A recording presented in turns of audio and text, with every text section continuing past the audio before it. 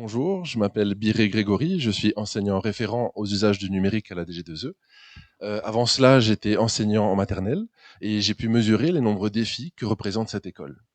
Aujourd'hui, je vous propose les différentes intégrations du numérique que j'ai pu mettre en place dans ma classe et nous verrons dans quelle mesure elles ont pu libérer.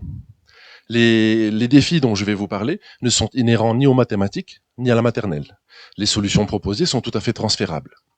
Nous verrons ensemble ce qui peut limiter un enseignant et ses élèves et dans quelle mesure le numérique, entre autres, peut leur permettre de dépasser ces défis. Le but du dispositif était de permettre aux élèves de s'entraîner, de continuer un apprentissage déjà initié, mais en autonomie. L'idée était qu'ils puissent résoudre des problèmes de type basique, selon Vergniaud, mais à leur propre rythme, afin de maintenir et développer cette compétence. Le premier défi réside dans la diversité des élèves. Aucune classe ne présente de niveau homogène parmi ses élèves. La différenciation est un enjeu crucial. Chaque enfant suit un rythme de développement qui lui est propre et manifeste des besoins spécifiques. Comment proposer une activité sans laisser un enfant au bord du chemin? À cet âge, le plus souvent, les enfants sont non lecteurs. Comment, lors d'une activité autonome, personnalisée, comment leur permettre de leur transmettre une consigne personnalisée, des rappels personnalisés et des aides personnalisées sans avoir recours à l'écrit? Comment l'enseignant pourrait prolonger sa présence auprès d'eux? Pour un enfant, un chiffre est d'abord une trace sur une feuille. Comment lui faire comprendre que 2 ponts sur le côté correspondent à 3 éléments et qu'en rajoutant un trait vertical, cela fait 4 éléments. Et en lui présentant 4 cubes, on lui dit sur de nous, il y a 4 voitures dans le parking. Comme si c'était évident. Comment passer du concret à l'abstrait? Permettre aux élèves de travailler de manière efficiente en autonomie reste un défi.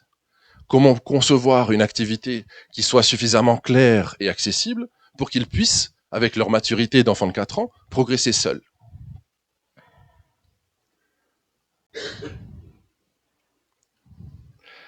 Maintenir l'attention des élèves sur la durée est un autre défi majeur. Les jeunes enfants, le plus souvent, ont une attention limitée dans le temps et une activité peut vite perdre de son intérêt. Comment faire en sorte qu'ils restent concentrés et motivés tout au long de l'activité en autonomie? Lors d'une séance, un enseignant ne peut pas être disponible pour le numérique. Il doit trouver des solutions pour ne pas être dérangé, être dérouté par un problème technique. Si ses élèves sont en autonomie, c'est parce qu'il est occupé à prendre d'autres élèves en dirigé. Évaluer un élève de manière continue et personnalisée est un défi. Comment leur faire prendre conscience de leurs forces pour mieux avancer? Il est souvent compliqué de garder une trace de leur production orale ou de manipulation. Comment engager les familles davantage sans avoir ces retours? Les solutions. Pour la diversité des élèves, les contenus ont été adaptés, tout en variant les modalités. Certains en autonomie, d'autres avec l'accompagnement nécessaire de l'enseignant. Les attentes ont été ajustées avec des objectifs accessibles pour pouvoir permettre leur progression. Pour cette seconde contrainte, la solution fut le support audiovisuel intégré dans chaque tablette et accessible par QR code. Les élèves avaient accès aux énoncés de problèmes, mais aussi aux consignes des autres ateliers. Ils pouvaient, de cette manière, sans lire, progresser de manière autonome. Les supports audiovisuels offraient la possibilité aux élèves de s'entraîner en progressant à travers différents niveaux de modélisation du concret à l'abstrait.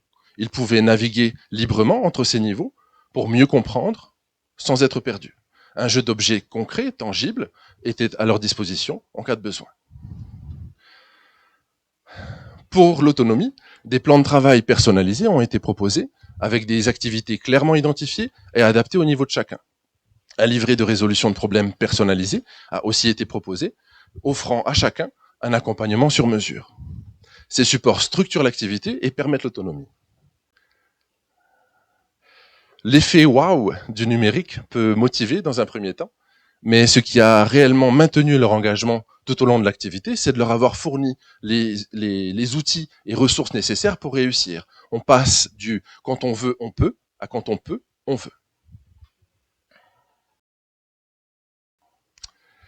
Pour ne pas être dérouté par le numérique, j'ai choisi des outils simples, comme les tablettes et les QR codes. Pour la préparation des supports, qui s'est faite à la chaîne, je me suis basé sur un gestionnaire de base de données, un tableur, un logiciel de montage et l'IA générative afin de disposer de supports sur l'année. J'ai développé un carnet de suivi numérique qui m'a permis un suivi individualisé et continu. Cet outil, simplifie l'évaluation par la facilitation de la gestion des données.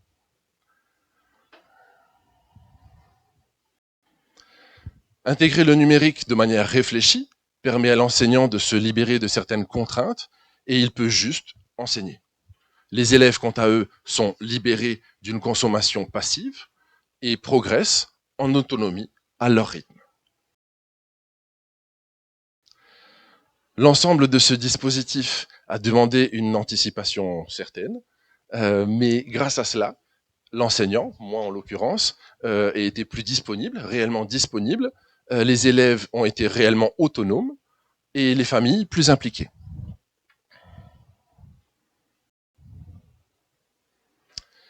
Le numérique crée donc des liens qui libèrent, notamment entre les savoirs et les élèves par leur autonomie, entre les élèves et l'enseignant par sa disponibilité réelle, et entre l'école et les familles par leur implication. Je vous remercie.